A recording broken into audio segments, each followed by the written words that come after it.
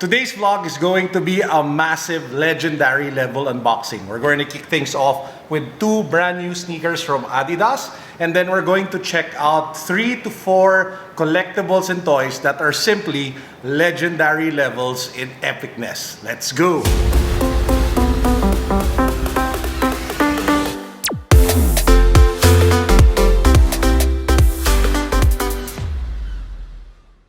By the way guys, if you haven't subscribed to the channel yet, please make sure that you do so. We have 4 ongoing giveaways ranging from different sneakers from different brands as well as a bunch of gadgets. Make sure that you guys are subscribed, make sure that you follow me on Instagram, and make sure that you join our Facebook community. The links to all of the giveaways plus the different platforms that I just mentioned can be found down below. So let's jump right into it. The first sneaker that I want to share with you guys is the newest signature sneaker of Pharrell Williams that hit the shelves here in the Philippines.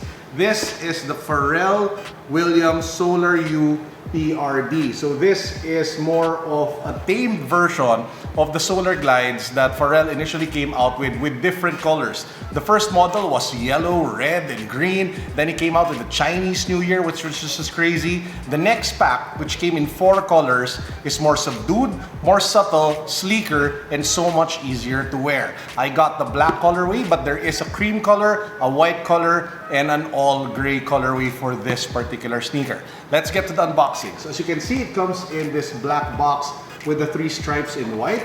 If you pop the box open, boom! This is the triple black Pharrell Williams Solar Glide. This is what the sneaker looks like, and as the name implies, it is triple black. Everything from the upper down to the midsole and even the outsole is all in black. Now, the elements that make it stand out, obviously, you have the HU or human logo here at the toe box, which Pharrell has really popularized through the years. You have this reflective lace system that you have here in the middle, and you have this reflective tab as well here on the lateral side, just hanging outside of the lace guard.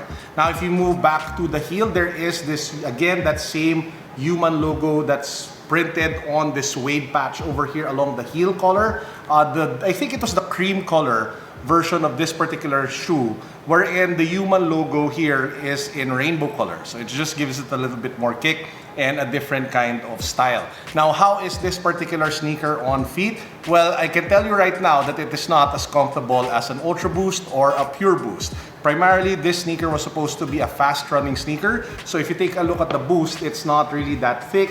It's a bit thin, and you immediately go to the Continental outsole here at the bottom. It also fits a little bit tight. So if you are looking for a more comfortable all-day sneaker, you're better off buying an Ultra Boost or a Pure Boost. And speaking of the Pure Boost and the Ultra Boost, when it comes to pricing, this is very, very close to the Adidas Ultra Boost. The Adidas Ultra Boost right now, you can get it anywhere from 8,500, 8,900 to 9,300.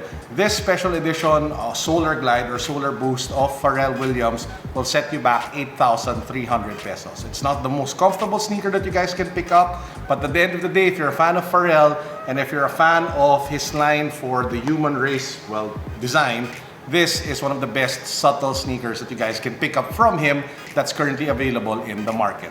Now, the next sneaker is a little bit more affordable. This is the new colorway of the Adidas Ozweego, and it comes in your typical blue Adidas box with the 3 stripes running along the middle. And if you pop the box open, you get straight into the sneaker, and man oh man, this one is a clean pair of chunky kicks that definitely merits your attention. If you've been following the vlog, you know by now that I already did an on-feet review of unboxing of the Ozweego, which came out in the OG color a few weeks back. So I'll put a link to that down below. But just to reiterate, what I love about this particular sneaker is that number 1, it is ridiculously comfortable, especially for the price point. It gives me a lot of memories of wearing the Adidas Yeezy 500, which is one of the more comfortable non-boost sneakers that you guys can pick up today. So if you take a look at the layers as well, you have different textures which give it more character. You have suede, you have mesh, you have that plastic piping that runs along the collar of the shoe, which all around, it just makes it a really nice sneaker to be able to add to your collection. Best of all, this isn't ridiculously hyped, so it's not super expensive. You can actually pick it up for retail, which I think should be what you're gunning after these days with all of the insanely hyped sneakers going left and right out of stores. The Adidas Ozweego is available in different colorways. You can check them out at different Adidas stores as well as stockists such as Commonwealth and Soul Academy. Check it out, the Adidas Ozweego. So that's for the sneakers. Now we get to the fun part. We're going to do some toy unboxing. So first up, like what I mentioned, this is going to be like a legendary unboxing. And there is only one legendary character that we all love. Well, I love. This is Broly from Dragon Ball Z. This is his OG build, his OG style. As you can see, he's still wearing the red and white pants, which is different from what he wore in the new Broly movie. I was actually hoping to get like the chase version, which is glow in the dark, but at the end of the day, I was still able to pick up this special edition version, which is just as nice. So as you guys can see, it is a little bit bigger than your normal Funko Pop, and I wanna actually open this up, which might make some of the Funko Pop collectors, die-hard collectors who are watching this cringe, but that's how I want to enjoy my Funko Pops, especially if they are not like super rare models like my Planet Arlia Vegeta. It just makes me appreciate the pop a little bit more versus just looking at it inside the box. I mean, whoa! Guys, take a look at that. This is one kick-ass Funko Pop that really deserves to breathe. So you have that massive Broly figure with streaks of the legendary electricity or power balls running across his body, and you have that burst of energy just at the bottom of his feet, which just looks as kick-ass as everything else. Definitely one of my favorite Funko Pops for the year. Best of all, I was able to pick it up for retail, just $1,195 from our friends over at Philbars. One more item from Philbars. As you guys know, I love the Infinity Gauntlet and I've been collecting it. And if you saw my previous space where I was shooting, I had like an Infinity Gauntlet collection at the back of my, wall. This one is the newest, Infinity Gauntlet that I was able to pick up. So it is like a fluffy version of the Power Gauntlet during Avengers Endgame. So it does come in the Iron Man red gauntlet color. You have all of the Infinity Gems and it's just so cute. I mean, cute! Just ridiculously super cute. The problem with this one, sells for a ridiculous amount of money. It sells for actually for 2,000 pesos. So it's not the most affordable collectible that you can have. But man, to any Infinity Gauntlet collector and Marvel fan, Thanos fan, I think this is really a must. And last but not the least, I just want to do a quick unboxing of these new pants that I was able to pick up from Above the Ankle. I get a lot of questions from you guys asking where I buy my sneaker pants, and the answer to that is, Above the Ankle Philippines. They are a local brand based out of here in Manila. They do ship globally, I think though. I will put the link down below to their Instagram account in case you guys are interested in the stuff that they are offering. I love the quality of their products. I love the service that they offer their customers.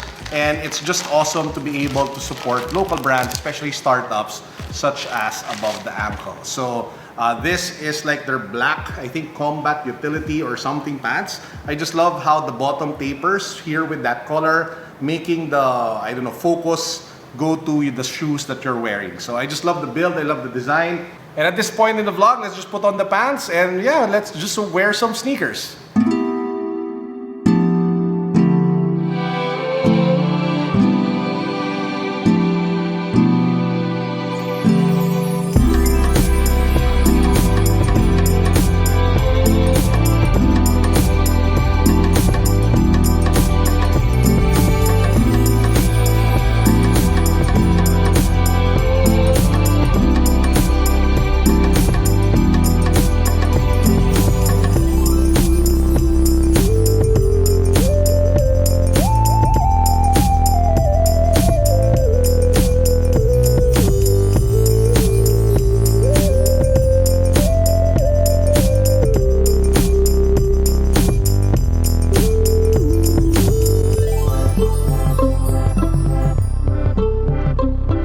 Ladies and gentlemen, wraps up our vlog for today. I hope you guys enjoyed. Please make sure that you hit that subscribe button. Make sure that you follow me on Instagram. And lastly, make sure to join our Facebook community. That's it for now. Peace. God bless. What's up? Boom.